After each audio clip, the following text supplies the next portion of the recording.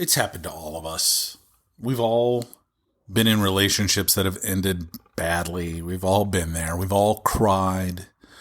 We've all had our hearts broken. We've all been with people that we thought we were going to spend a lot of time with, maybe even the rest of our lives. And then it broke down and then it didn't happen. You know, we've all been, I myself have been divorced twice. So I know all about this. What on earth am I talking about? Well, 2 billionaires could not agree on how to best fuck over the American population. And so now they're not friends anymore. Let's talk about it.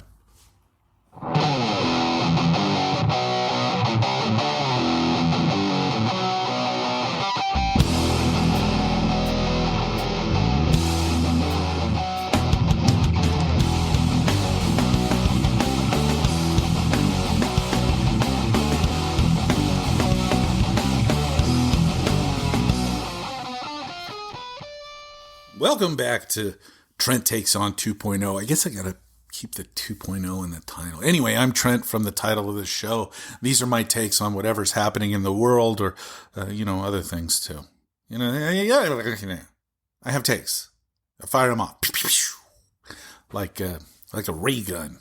Anyway, I've been busy this week, for starters. My wife, my partner, has been taking care of her dad. Well, staying with her dad. He takes care of himself. He's staying with her dad while her mom's on vacation. She's doing a girl's vacation. Very exciting stuff, but making sure that dad's okay. So she's had our eldest with her, and then I've been here alone with the little one, keeping her entertained. And let me tell you, I enjoy spending time with my little one so much because she just reminds me so much of young me. You know, she's quiet, she's thoughtful, she's got all this cool stuff. We got to play with friends, we had to friends with the neighbors, and she had a good time being an only child, and it's fun. It's fun spending time with my little one. She's the one that I didn't get to do that with before she came along, and then there were two. I was the stay-at-home dad for my 11-year-old for about 3 years, well, almost 3 years, 2.5 years before the little one came along. But it's been fun. I've had a blast. It's been a busy week of dad stuff. I get to work around the house, because the little one doesn't bother me. She's like, I want to do this. And I go, okay, well, I'll set you up to do that. And do you need any help? She's like, no. And okay, well, I'll go work on the project in the garage, and if you need me, I'll be right there. Anyway, I did all that, and then I was set up. I was getting all my notes together to come record yesterday, and it was like, blam! Suddenly,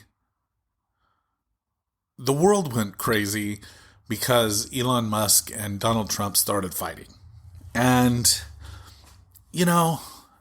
for those who didn't pay attention, Elon jumped on board the Donald Trump train the day he was almost assassinated. And from then on, he was all in, super pro-Trump, even though a lot of Trump's policies are, well, we'll just say governed by forces that Elon could do without. There's a lot of fossil fuel industry stuff, a lot of financial industry stuff that drives Donald Trump, and Elon's more like electric vehicles, space travel, internet, cryptocurrency. Though Trump did come around on the cryptocurrency when they found out how easy it is to, launder money like criminals do. Anyway, so they were best buds. Elon spent approximately $270 million to get Donald Trump elected. Like, a lot of money. And a lot of influence. And the crypto bro sphere got all behind him, And so now Donald Trump's president. So what we had was and then he brought in Elon to do his thing.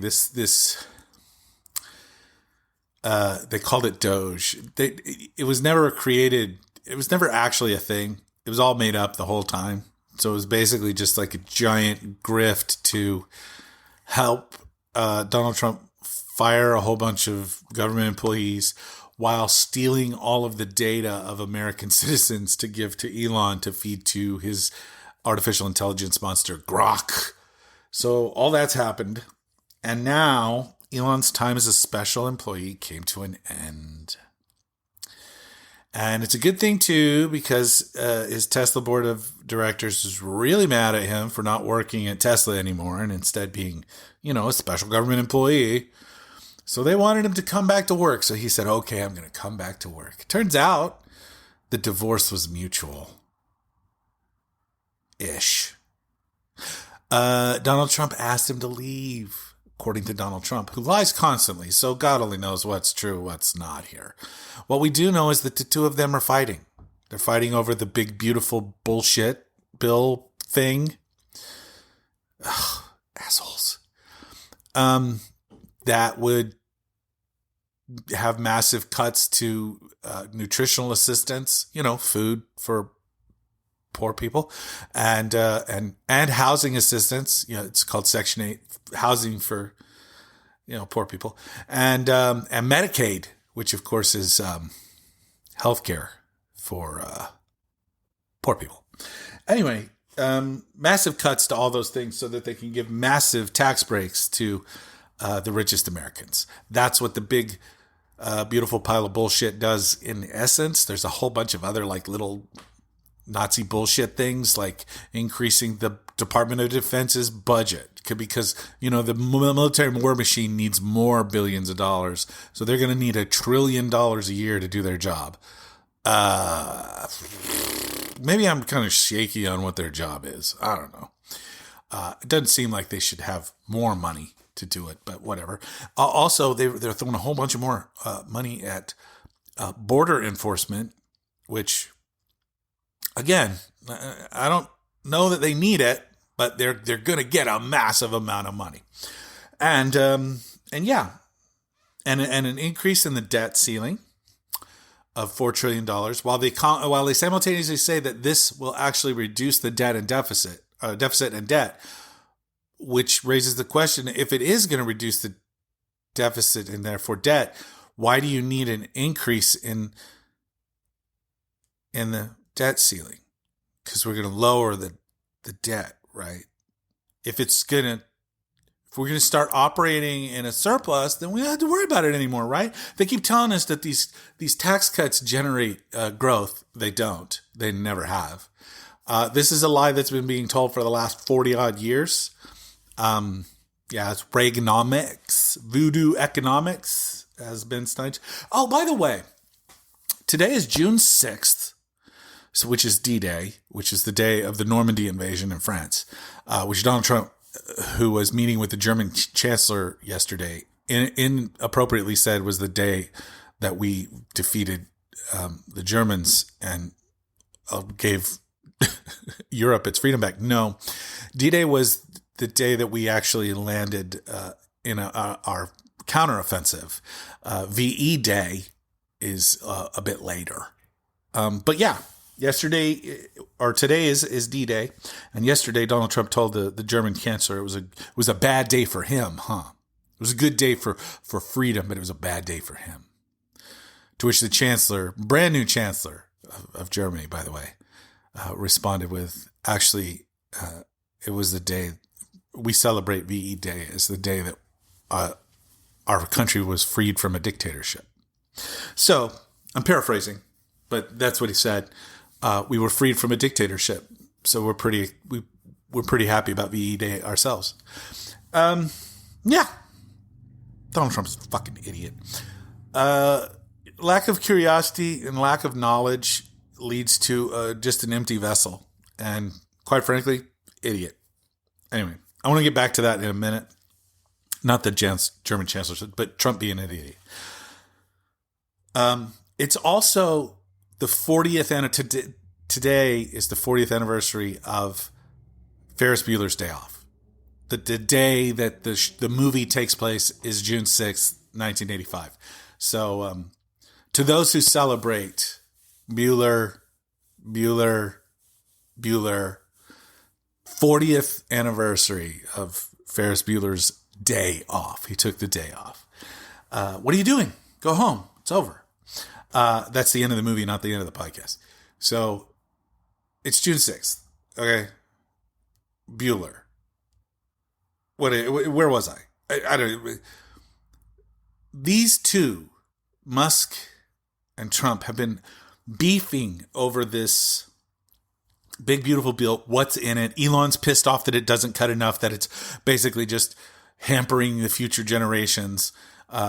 Trump's like, oh, he loved the bill when he was here, but now that he's gone, he has Trump derangement syndrome. Turns out he's really upset that we took away the electric vehicle subsidies, like we were going to help people buy electric vehicles, and that hurts him. So he's all mad. And Elon responded with, well, you didn't take any of the fossil fuel subsidies out, so it's whatever, but take out all the rest of the pork too, blah, blah, blah.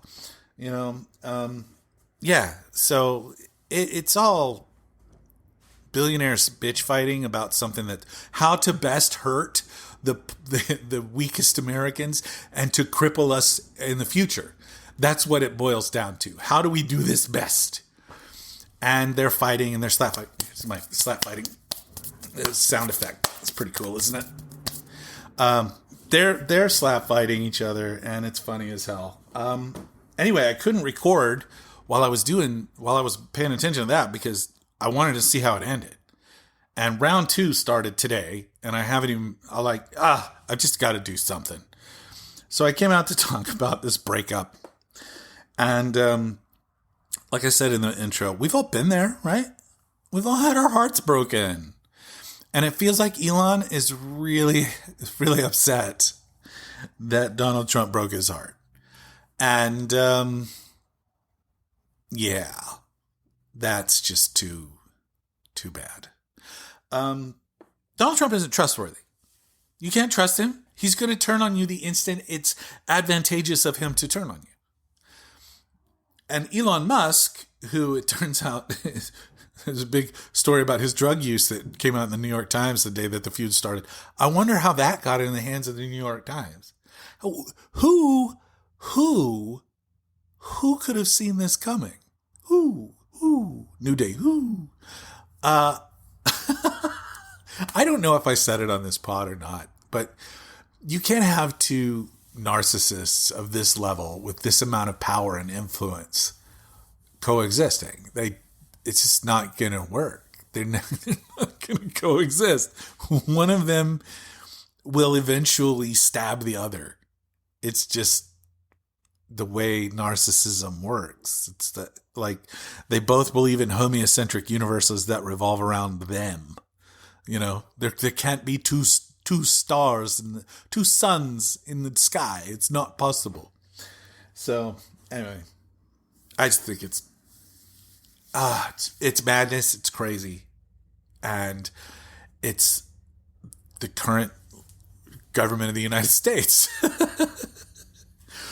Anyway, Elon's threatening to back primary challengers against any Republican who votes in favor of the bill because it's not fiscally conservative anymore. To which there are no real fiscal conservatives. There are people who put on that mask and run around and say it's important that we save the future for our kids. We have to be careful how we spend our money. But then they get into office and they just they sell out. They tell you that they're fiscally conservative, but they're not. They're not. They're just assholes. That's why the debt is where it is. $30 odd trillion. And that's why, Anyway, when you combine what could happen if this thing gets passed, which would be about I've seen estimates from 3.7 to 5 and change trillion dollars added to the debt over the next 10 years. I tell you, none of those are positive numbers. Those are all negative numbers. And the Republican Party is coming out and defending their bill, saying all of those experts are wrong. We're right. They're not factoring in the growth that is going to come from these tax cuts. And yeah, they are actually. And what makes you guys How do they stand there and say every expert is wrong, but we're right? It's mind numbing. Anyway, it also doesn't make any fucking sense. If you continue to cut taxes and increase spending, what do you think is going to happen? Assholes. Anyway, that's why you run a deficit. That's why we have these problems. It is what it is. Sorry, my neighbors just got home and they're slamming doors and stuff. Anywho, where does it leave the American people? What happens to this bill? Does it make it across the goal line? Honestly, I think it does. I think that they'll make some changes. They won't be quite as draconian. It'll add actually more to the debt and deficit in the end. It's going to be so bad. They're going to make up so many new ways to do math over the next month that it's going to make your head explode. I think they've targeted July 4th weekend for having this thing done, which would be really something legit impressive. Hold on one second. Yes, you may drive away. Okay. That's my Trumpy neighbor. What does it do to us? How does it affect us? The answer is it's going to be bad. If they pass this thing, most Americans won't notice any changes at all in their tax situation. If you make under $400K, it probably won't affect you much at all as far as the amount of taxes you pay. In fact, the amount of taxes that you pay if you're in the lowest income brackets, which is under 50, I think it's under 53,000, you would see an average increase of about $1,000 in taxes. Just because we feel like it. And then the other thing that happens is we see a massive cut in services. And there's nothing we can do about this. If they pass the law, they pass the law. If they've got the votes, they've got the votes. That's how budgeting, that's how spending works. But the cuts to Medicaid in particular it's almost like they don't even realize what it's going to do. And I lived in this, not 10 years ago. I lived in rural Oklahoma in a town where I want to say the population was 18,000, which was really big, pretty big, to be honest. We had a hospital there, a very good hospital, and getting to know the people there and getting to know understand their finances. It was a not-for-profit hospital too. They needed Medicare expansion in Oklahoma to help keep that. They were barely staying afloat. And they did a partial expansion on Medicare. In Oklahoma, it's called Sooner Care. They did that because if you named it, Medicaid, it wouldn't be as popular. We got to do it. It's got to be a state-run thing, right? And so rural hospitals like that one would close because they wouldn't have enough operating capital because they depend on those Medicaid patients. Now, even if you don't have Medicaid, even if you have private insurance, that's still your hospital, right? In the case of emergency, you still go to that hospital, right? The imaging that happens there, all of these tests that they can run on you there, all of those would stop because the hospital would have to close down. So if the hospital closes down and your nearest hospital, in the case of where I used to live, the nearest hospital would then be 45 miles away. If you had a heart attack or were in a car accident, you would have to travel 45 miles to get to that hospital. And think about this. All of the traffic from all of the hospitals in the surrounding area would be going to the one or two hospitals in the large city, meaning that the quality of the care in that hospital decreases too. So the ripple effects of rural hospital closure hits everyone, including people in urban centers with the hospital right next door that wouldn't close, because instead of servicing, the 50 to 100,000 people in that area, they have to service the 50 to 100,000 people in the city, plus the 100,000 people in the surrounding 45-mile. I'm just making up numbers as far as how many people, but the entire area. And those rural areas do add up. And when we talk about rural America, this is not the healthiest part of our country. Yeah, it's crazy, isn't it? The ripple effects of Medicare cuts would be felt by people who aren't on Medicare. And that's, again, there's always this thing in America where we go, well, what about me? Right? There's a selfish, I want to know what it does to me. What does it do to me? Medicaid cuts would affect every single American who uses healthcare. You don't realize it because you're not on the Medicaid, but it would. And it would change the way people address their health. Okay? One of the things that you do when you have healthcare is you use it, generally speaking. When you feel that you need to use it, you use it. So if you get, a dangerous communicable disease like, let's just throw something out there, measles, that, your parents who were weird hippies didn't actually, vaccinate you against. So now you've got measles. Well, now instead of going and getting it treated, you're going to kind of try to live with it because you can't afford the treatment for it because you don't have coverage. And so you're going to continue to do your life. You're going to continue to go outside and do things. You're going to continue to go to the store or wherever. And you know what's going to happen? You're going to spread that measles to everyone else. And again, another situation where, it didn't have anything to do with me, but it does have something to do with you. So, this bill's bad for many reasons, and not even the ones that these guys are bitching about. They're arguing over who has a better idea on how to fuck over the regular citizens of this country. Ironically, most of the people who would be directly impacted, direct Medicaid cuts, would be in places where Donald Trump is most popular. For instance, Louisiana, in the state of Louisiana, 60% of all births are paid for by Medicaid.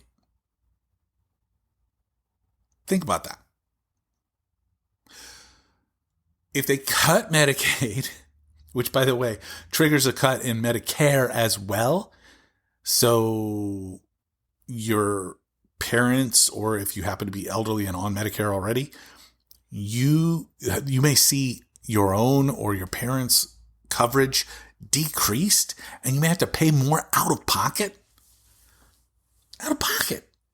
which you don't have.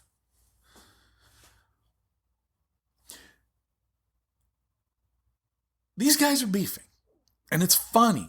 You sit back and you laugh because it's all you can do. It's all I can do. But the reality is what they're arguing about is something that is going to hurt hundreds of millions of people. And there are roughly 340 million people in America right now.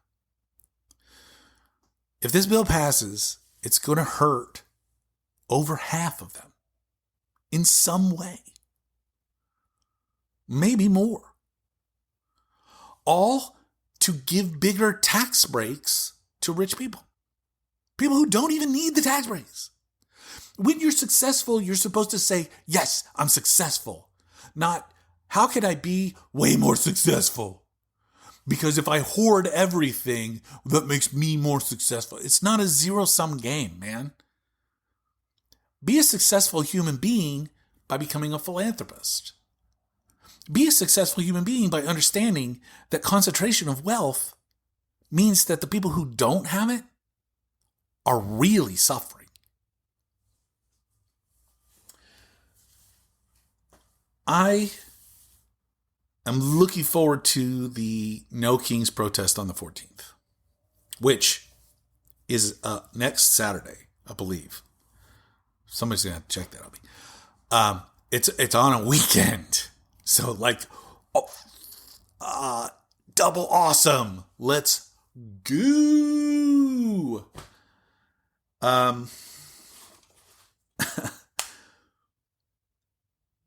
We have to continue to send the message that none of this is okay.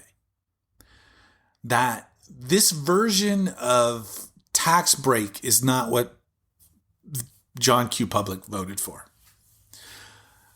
We voted, a lot of people voted. I didn't vote because of inflation. I voted because I cared about the future of our world. So I voted Democrat because I'm not fucking dumb. Okay, oh, sorry. That was rude. I voted Democrat because I'm not an asshole. Also rude, but kind of checks out. A lot of people voted for Donald Trump because inflation was affecting them directly. And they blamed Joe Biden for it. They blamed the Democratic Party for it. And they didn't trust the Democratic Party to undo it. This regime hasn't done a damn thing about inflation except increase it. Increasing the rate of inflation through the reckless use of tariffs that have only been on and off and on and off and on and off again for the last 2 months. Things are going to get dramatically worse. I have a specific example. I was at the grocery store this morning. This very morning, I was at the grocery store and I was looking to purchase a can of Don Francisco coffee. I happen to like Don Francisco coffee, specifically the flavored ones. I like them. They're also produced locally. Now, the coffee is imported, but the roasting and all of that is done locally. So, that product was $7.99 in January. Its normal price, $7.99. A year ago, it was $6.99. Okay? Today, this morning, the regular price at the same store, the very same store. And I'm attentive to this because I used to run a retailer where we were very cost sensitive and I used to have to comparison shop and comparison shop and comparison shop. So this is part of it's ingrained in me. It's part of my instinct. Today, that coffee was $9.99. $2 up since January. And that $2 represents a 25% increase in the cost. Because tariffs are a ridiculous tax that is levied on importers who then have to pass along that cost in other ways. And that goes for everything. If you're a transportation company, if you buy trucks that are made from steel that is now more expensive, your truck is more expensive. And so the cost to transport goods goes up. You see where I'm going with this? If we tariff a bunch of shit, it has downstream effects that they don't behave like they understand. The Secretary of Commerce was quizzed by Madeline Dean, Representative Madeline Dean. I believe she's from Detroit, from Michigan, Detroit area, on tariffs yesterday in a House hearing. And she said, "What's the tariff on bananas?" And he says, "Well, it depends on what country they're from." And she said, "What is the average tariff on bananas coming from another country?" He says, "It's 10%. She says, "Okay, well, Walmart has increased the price of their bananas by 8%. And he says, Companies that don't want to increase their prices can bring their manufacturing here. And she said, we can't manufacture bananas here, which is only partially true. We do grow bananas in a couple of places, including Hawaii, but we couldn't come anywhere close to meeting the demand for bananas in the United States. Americans love their bananas. In fact, my favorite ice cream place has a banana split promotion that I'm not going to tell you about because I don't want it to get too popular. You'll have to find me in person to get that information. And then I'll give it to you. Americans love bananas. Southerners love banana pudding. Where do you think the banana flavor comes from? It comes from bananas. You can't manufacture bananas in Colorado. It's a tropical fruit. It requires a tropical climate. What universe are we living in that they could say, well, these tariffs are a good idea to bring manufacturing back to the United States? No, they're not.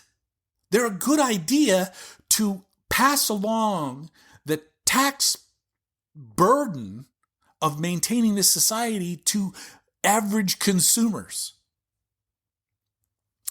They're talking about doing away with income tax entirely and using tariff money to pay for the government. Really? It's not the 1800s anymore. All I can say is all of this is exhausting. And watching these two little bitch boys fight like little... Why are you doing this? Grow up. The Republican Party needs to come to their senses and understand they are going to get absolutely shellacked in the midterms. Shellacked. Unless they get their shit together and do the right thing for the first time since January. Actually, I take that back. For the first time in my memory. It's time for these people to be held accountable for the way they run the country. All they do is bitch and whine when they're out of power, and the instant that they have it, they can't use it right because they're all fucking incompetent. This big, beautiful bill, big, beautiful pile of shit is exactly Exhibit A of how incompetent these idiots are. This doesn't help anybody but the wealthiest Americans. Allowing Donald Trump to run around and throw tariffs around like he doesn't give a shit. That's harmful to every single American. It's great for if you're rich. If you're rich, it doesn't matter. Rich guys only eat a banana a day too. Know what I'm saying? Anyway. I urge you to enjoy the fight between Elon Musk and Donald Trump. But also remember, these are two of our enemies fighting each other. Elon switching teams does not make him on our team. He's just going to take his ball and go home, which is fine. F that guy. In the meantime, we have to keep looking out for each other. That's the most important thing. Okay? Look out for your family. Look out for your friends. Remind yourself all the time to be mindful, be observant, be on guard. Remember to be good humans. It's the very least we can do. I'm going to check out for the day. Thank you all very much for joining me on this journey through my psyche about these two. Breaking up is hard to do. I know. I've been there. It hurts. Man, bromances end too. I've lost my fair share of bromance buddies. Best friends. We were besties forever. But we're not anymore. It's all part of life. People grow, people change. People realize that there can only be one horrifyingly narcissistic billionaire in the room at any given time. That's the way it works. I hope you enjoyed this. Please share with a friend. Thank you, thank you, thank you. Bless you all. Be good humans. I'll be back with you soon. Until then, love you.